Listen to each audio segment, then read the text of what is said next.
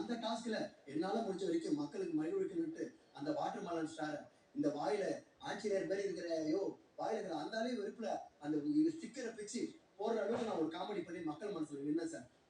இந்த வீட்டுல வந்து என்ன வந்து நட்பா இருந்தேன், அன்பா இருந்தேன், பாசமா இருந்தேன், யாரை பத்தியும் பின்னாடி பேசல, நானாவே இருந்தேன் சார். ஆனா என்ன வந்து அவ்வளவு ஜெயிலுக்கு போயிருக்க மாட்டார் சார். என்ன இந்த வீட்டுல 4 முறை ஜெயிலுக்கு அமிச்சாங்க சார். எதுக்கு போனட்டு எனக்கே தெரியல சார். அவன் ஒரு வாட்டி எஃப்ஜே என்ன பண்ணா, சும்மா உங்க டைம் பாஸ் கூட்டு வந்த பாட்டு பாடுறதுக்குன்னா ஒரு பக்கம் கனிய இருக்கு, வேற யாரும் தெரியல, நீ தான் இருந்த கோச்சிக்காதப்பா அப்படின்ட்டு ஜெயில இருந்து வரும்போது எனக்கு ஆளெல்லாம் எடுத்தாங்க சார். அதே மாதிரி இந்த திருப்பி டாஸ்க் இன்னும் 2 வாரம் இருக்கு சார். 2 வாரத்துல இந்த வாட்டர் பேலன்ஸ் சார் திருப்பி நீங்க உள்ள அமிச்சிங்க சார். அந்த ஆள் திருந்தி வெளியே வருவோம், திருந்திட்டு உள்ள வருவான்னு பார்த்தா ஜேம்ஸ் கேமரன் எனக்காக வெயிட் பண்ணிருந்தாரு அப்படின்றான். அதுக்கப்புறம் வந்து கிறிஸ்டோபர் நோலனா அவர்கிட்ட அவர் படம் நடிக்க போறான்ட்டு என்னமோ சொல்லி மறுபடியும் நம்ம பைத்தியக்காரனா ஆக்கி விட்டா சார். வெளியே புலம்புறதை விட இந்த வீட்டுல நான் நிறைய புலம்பு இருக்கேன், நிறைய சந்தோஷங்களை அனுபவிச்சிருக்கேன், நிறைய துக்கங்களையும் அனுபவிச்சிருக்கேன். என்னுடைய குழந்தை சார், 1 வயசு குழந்தைய நான் விட்டுட்டு வந்தேன் சார். வீட்டுல உடம்பு சரியில்லாத இங்க வந்து அந்த குழந்தையோட அம்மா பக்கத்துல இருக்கிற அம்மா பார்த்து வந்தாதான்ட்டு அதை கூட நான் துச்சமா நினைச்சு இந்த வீட்டுல எல்லாரையும் மகிழ்வுக்குன்னு நினைச்சேன் சார்.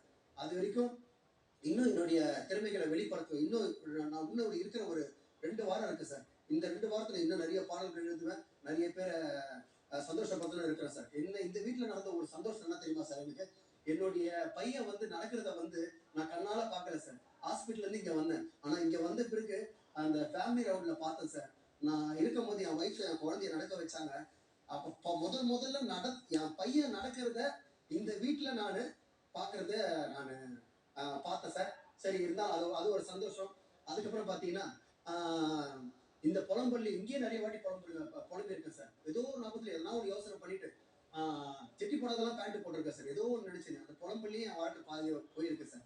இன்னொரு விஷயம் என்ன சொல்லணும்னா, இங்க இருக்கிற நண்பர்கள், என்னுடைய நண்பர்கள்லாம் இங்க இருந்தாங்க. அவங்களாம் எனக்கு கொஞ்சம் குடிக்கணுமா சார்? இதை எக்ஸ்கியூஸ் மீ, பேசி முடிங்க சார். அதுக்கப்புறம் ராஜாரண்டா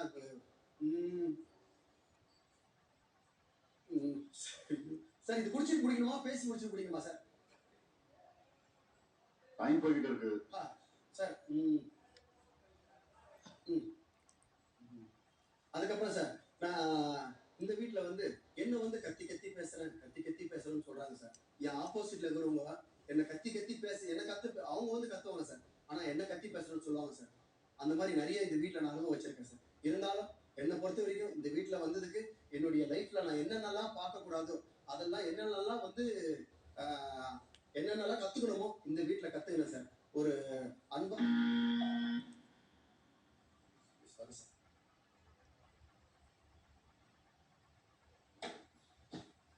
சக்கரை இல்ல வீட்டுல இருக்கு.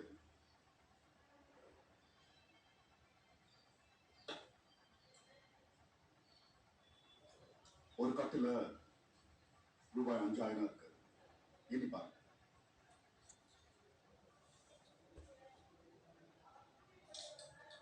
கட்ட மட்டும் என்னங்க வினோத்? அவ்வளவு நம்பிக்கை இல்ல.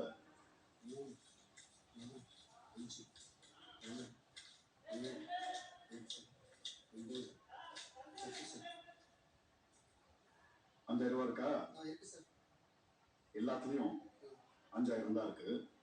கட்டு கட்டா என்னங்க? 10, 15,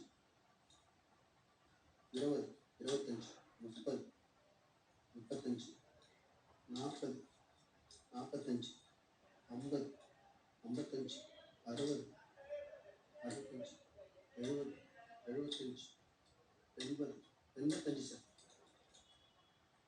85 சார். திரும்ப என்னங்க?